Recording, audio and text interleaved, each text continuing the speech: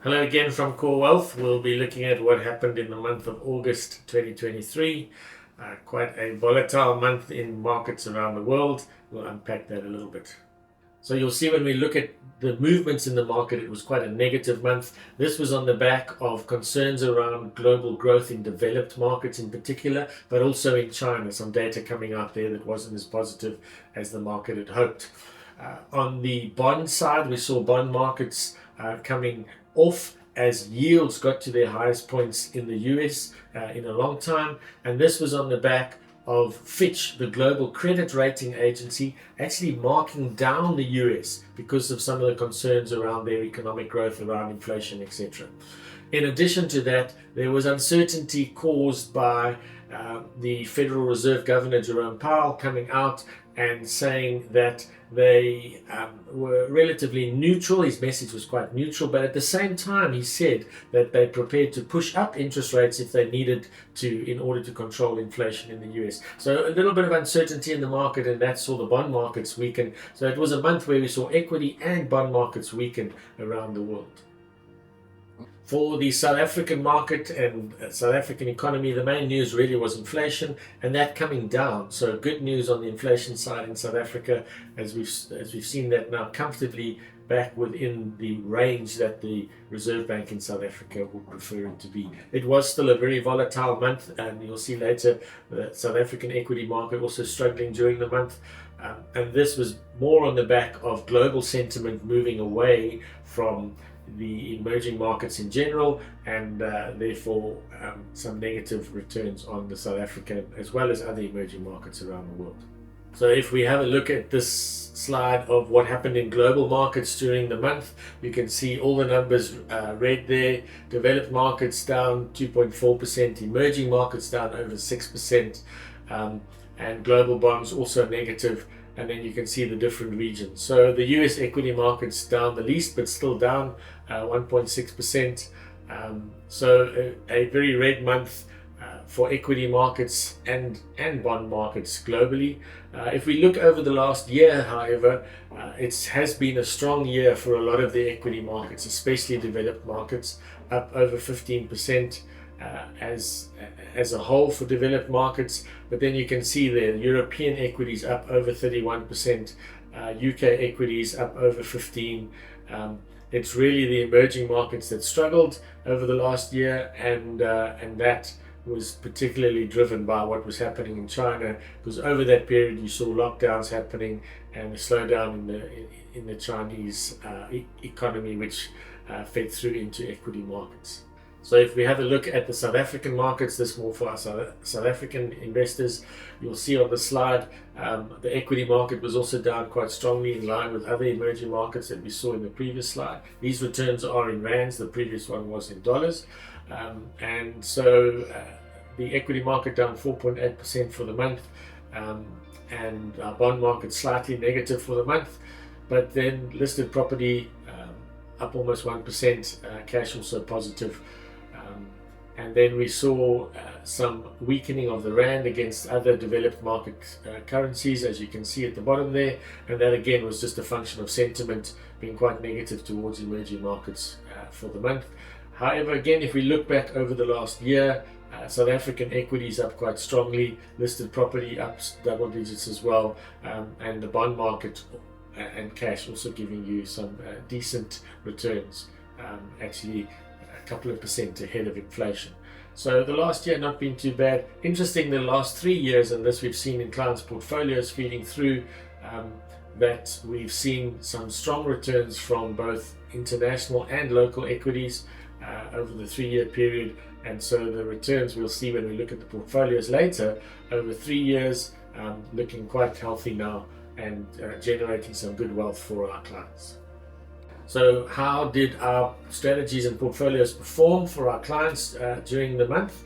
And here we start with the US dollar global models, and you can see from here all of the shading is in green, which means that we've outperformed our competitors in the different strategies.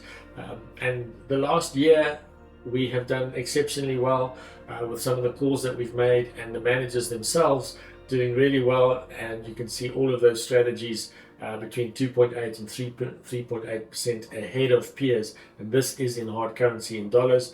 And then what's particularly pleasing is the longer term returns over all periods and since inception, which in November will be a 7-year track record, steady outperformance of the peer groups and some good returns. Our growth strategy giving you 6.7% per annum in dollars. So something we're very happy about. If we move on then to the next strategy, which is the newer one, it's still a global strategy, but it's sterling denominated or British pound denominated. And you can see this strategy is yet to reach its 2-year track record, which will be in 2 months' time. But since inception, some actually quite strong outperformance. Even though the peer groups over this period have been negative, we've managed to outperform them quite strongly. Over the last year, a little bit of underperformance, our balance strategy falling behind, but yet over the longer period still managing to have made up some good outperformance against peers. So the short term, not ideal, but not massive underperformance, and we've more than made that up since inception. So if we have a look at how the models, the South African facing models, so these models do include a sizable chunk offshore, but they're denominated in rands, and for our South African clients, you can see again a lot of green here, especially over the last year. Some really good outperformance of peer groups, which we're quite happy with. Some good calls in terms of the asset allocation, and then the managers that we've used have done really well in generating outperformance. And if we look over the 3-year number, which medium to longer term, you can see some healthy returns there of the balanced strategies or multi-asset strategies, returns of around between 13 and 14%. And with inflation over that period below 6%, you've really generated good wealth. Your wealth has increased nicely relative to inflation, by some 6 to 8% ahead of inflation over that period. And then the longer term returns, the 5-year returns, we see some underperformance, but marginal. But then the longer term since inception returns, you can see there all of the strategies outperforming their peer groups, and some of those strategies now are heading towards a 12-year. That's over a 12-year period. So quite happy to see green over the longer term. So we make certain calls in the portfolio, and today we're going to look at the reason why we've had an exposure or overweight to Japan. This first slide here just shows you the struggle that they've had with low inflation or deflation to a degree. The graph on the left just shows you their average inflation rate was just 0.3% for the last 30 years. Compare that to the last year, inflation has now picked up in Japan and is at 3.3%. This means that they've seen of late inflation increases in salaries, something that hadn't been heard of for decades in Japan, and companies starting to increase their prices of the goods and services that they sell. The effect of having low or no inflation can be seen on the graph on the right. You can see in Japan, if we just took their inflation and we increased 100 from 1991 with their inflation rate, you can see that only went up from 100 to 114 over a 30-year period, or just over 30 years. Compare that to the inflation that you had in the US, the UK, and Germany, and you can see those numbers are a lot higher. And they didn't have inflation out of control, but they had a reasonable level of inflation. And this was something that Japan has battled with for a number of years. So that low inflation, the environment of not increasing prices, not increasing wages, we show in this graph here the effect of a lot of that on the Japanese stock market. On the graph on the left, the Japanese stock market is the purple line, and you can see it's only slightly up from where it was. It was volatile in many periods during the last almost 30 years, but hardly any higher than it was back in 1993. Compare that to the rest of the world's equity markets, the grey line, and you can see that has grown by almost 4.5 times. Also, again, volatile, but there's been some substantial growth, and a lot of that has come through in the United States.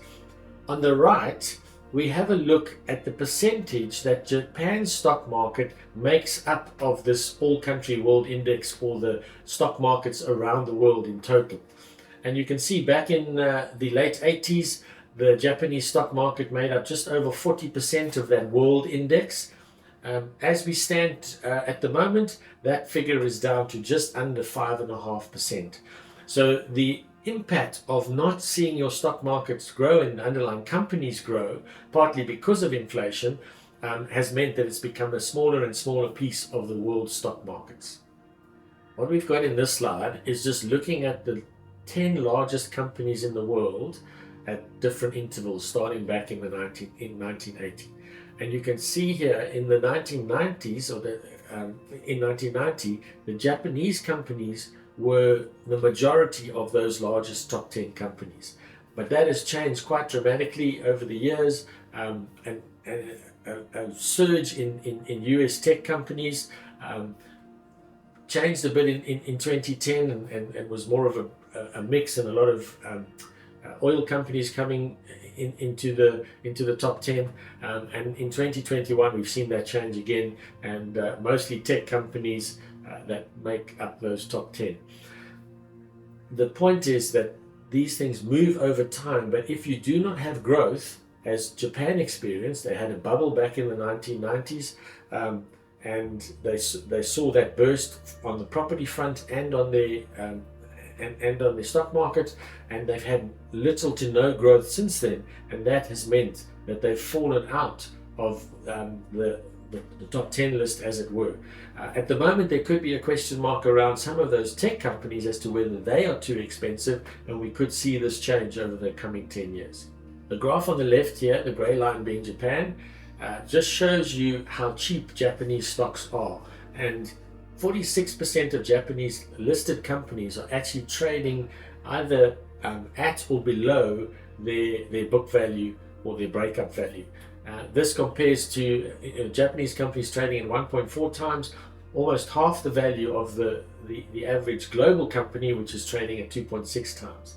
And what we've seen, interestingly, over the last year, the Japanese stocks have actually outperformed the global stock market for the first time in a long time, and with some healthy returns, some 15.3% over the last year, compared to averaging only 4% over the last 15.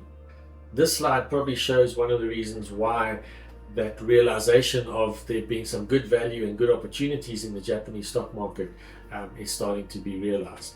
And we can see here the grey lines on this to show the changes in net profit of companies in Japan, and we can see that has got to its highest levels in a while. But interestingly enough, the blue line shows the number of announcements around companies buying back their shares, and that's always a good indicator. If companies are buying their own shares back, that valuations are really attractive and future prospects are very attractive. And so we think this is a further sign that we could see some really good returns from the Japanese stock market in years to come. And we have experienced it over the last while, which has been a bit of a tailwind for our strategies in particular. So as we head into spring in the Southern Hemisphere at least, we've had quite a volatile year. August was a negative month. The market has been bouncing up and down, but we do actually see some quite good value looking ahead. We've had three years of some really healthy returns on both our local and global strategies, and again, just pointing to the fact that it's about being invested in a diversified strategy for the long term that generates wealth for anybody. So if you have questions, by all means give us a call. If not, we look forward to seeing you again later in the year.